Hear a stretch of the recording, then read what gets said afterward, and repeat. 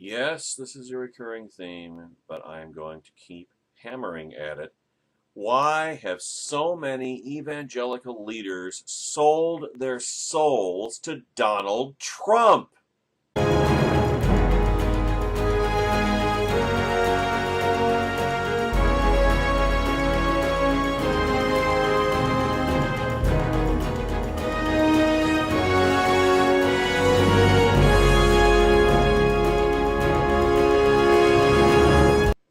Jay Caruso poses that question appropriately enough on this Lord's Day at Red State.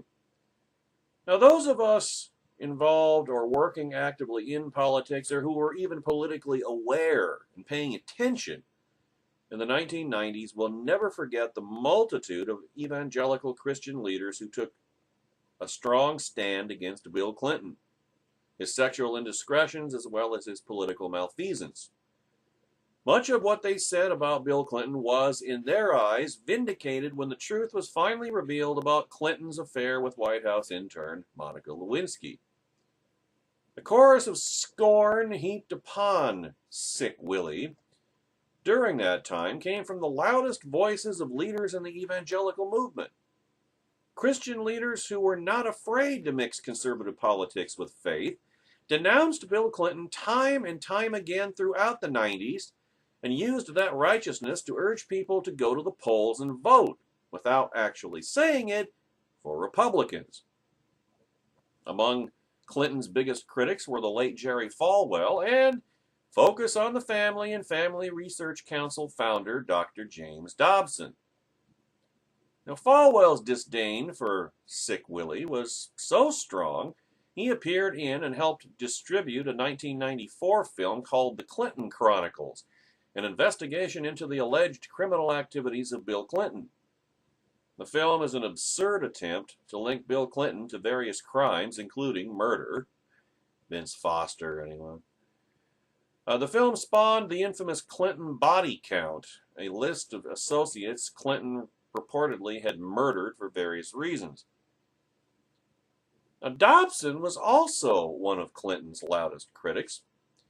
In 1998, James Dobson wrote a long, detailed letter outlining his dismay over Clinton and the country's supposed moral failings.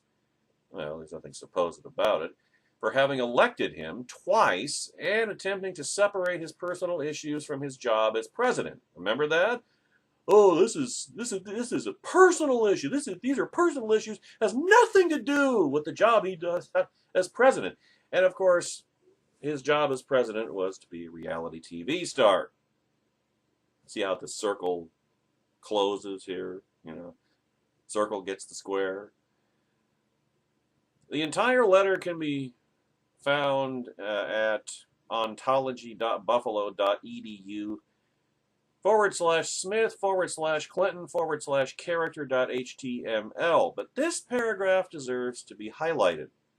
Quote, how did our beloved nation find itself in this sorry mess? Everything he says here can just as easily be applied to this year, ladies and gentlemen. I believe it began not with the Lewinsky affair, but many years earlier. That's my Hillary impression for the day. There was plenty of evidence during the first presidential election that Bill Clinton had a moral problem. His affair with Jennifer Flowers, which he now admits to having lied about after he was safely elected, was rationalized by the American people. He lied about dodging the draft and then concocted an incredulous explanation that changed his story. He visited the Soviet Union and other hostile countries during the Vietnam War, claiming that he was only an observer. Numerous sources reported that he organized and participated in anti-war rallies in the United States, Great Britain, and Norway. Clinton evaded questions about whether he had used marijuana and then finally offered his now infamous, "I didn't inhale," response. There were other indications that Bill Clinton was untruthful and immoral. Why then did the American people ignore so many red flags? Because, and I want to give the greatest emphasis to this point, The media became enamored with Bill Clinton in 1992 and sought to convince the American people that character doesn't matter. Oh my God, the irony. It's enough to make your back teeth hurt. James Dobson is now a member of the serial adulterers, Donald Trump's, that is, Evangelical Executive Advisory Board, or EAB. Jerry Falwell died in 2007, but his son, Jerry Falwell Jr., no ego involved there, and that naming was there, has become one of Trump's biggest evangelical boosters. So, what has changed? I mean, why would Dobson and Falwell align themselves politically with somebody we know brazenly lies, is in his third marriage, and anybody who lived in the New York metropolitan area in the early 90s knew Trump was having an affair with Marla Maples before he divorced Ivana, rips people off with bogus university teachings, fails to pay contractors who work for him, engages in the worst kind of gossip mongering and slander, and has the temperament of a 5-year-old child. Well, the bulk of it still has to do with Bill Clinton. The irrational hatred some people still have for this man is beyond comprehension. It's been nearly 20 years since Clinton was in office, yet they still seethe about it. Well, it kind of closes the circle with move on. That hatred has manifested itself into new hatred for Hillary Clinton, who was Bill Clinton's enabler. And granted, that is largely true. Hillary was happy to join in the smears of Clinton accusers we know were telling the truth regarding Monica Lewinsky, Jennifer Flowers, and Paula Jones because, of course, she had her own political ambitions. Still does. And Donald Trump is aiding them. But still, that's not enough. That's no reason to vote for Donald Trump, who is exactly the same. And it especially should not sway evangelical leaders. What do they stand for? What does James Dobson stand for? What does Jerry Falwell Jr. stand for? What do all the other evangelical Trumplicans stand for? It's not the Bible. It's not God's Word. It's not Jesus Christ. If they can support Donald Trump. I mean, it's pathetic to see men like Falwell and Dobson trip over themselves to explain their political affection for a man who is every bit as morally corrupt as Bill Clinton, and perhaps more so. There's a reason why they're such good friends. Outside of Clintophobia, I guess that's the term you would use, is the belief that Donald Trump has truly changed and become this bedrock rock-ripped conservative he claims to be in just a few short years, without any evidence. Nothing explains this mindset more than this post from some idiot in California, not Douglas V. Gibbs, I'm assuming, who refers to the Never Trump movement. Let's see, this is from, JamesPatrickRiley.com. So, not Douglas V. Gibbs, who refers to the Never Trump movement as, quote, Pharisees.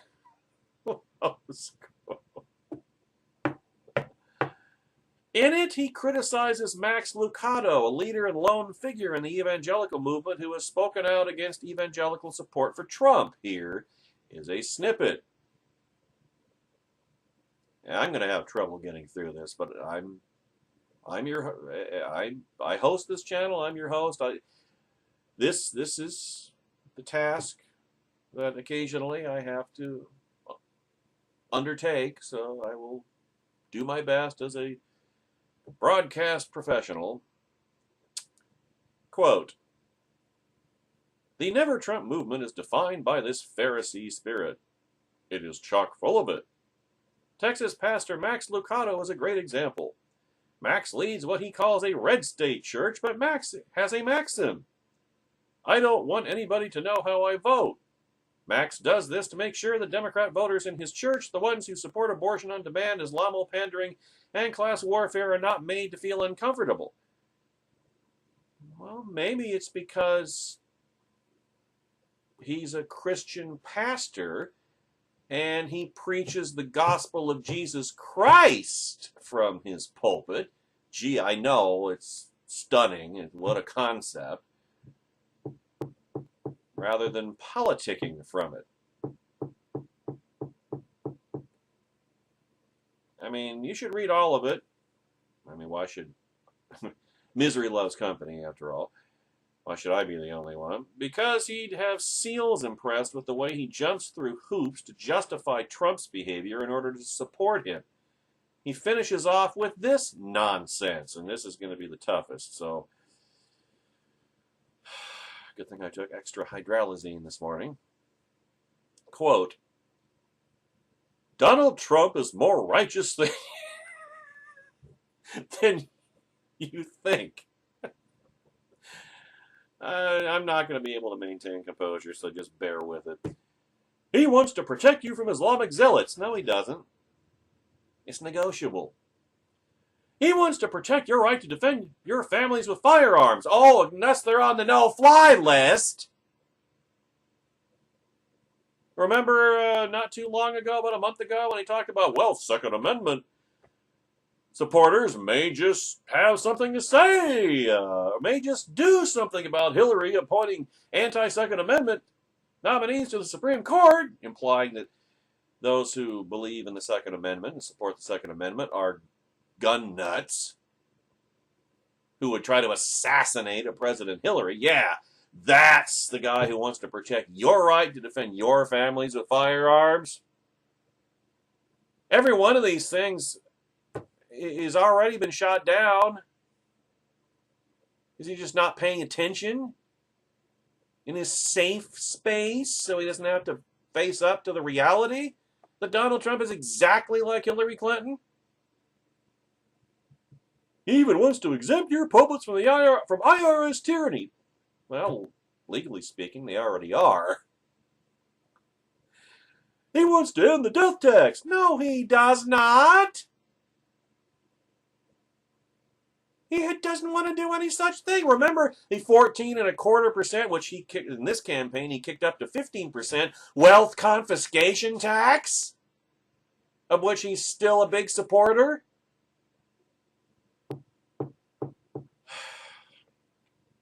He wants to protect the lives of unborn children and appoint constitutional judges, but he thinks Planned Parenthood does great work, and he thinks that his partial birth abortion zealot sister, Marianne Trump Berry, would make a terrific Supreme Court justice, as well as his gay CEO of PayPal pal.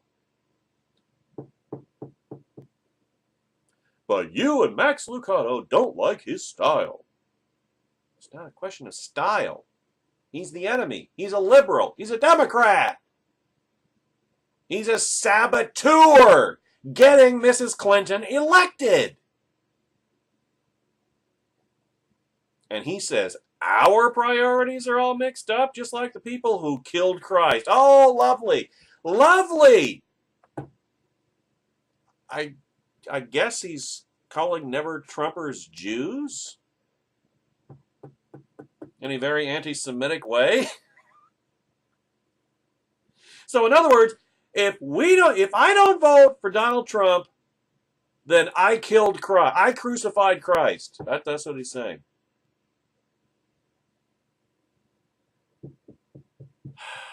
And people like this guy probably sit around and wonder why people, especially millennials, are leaving the evangelical church.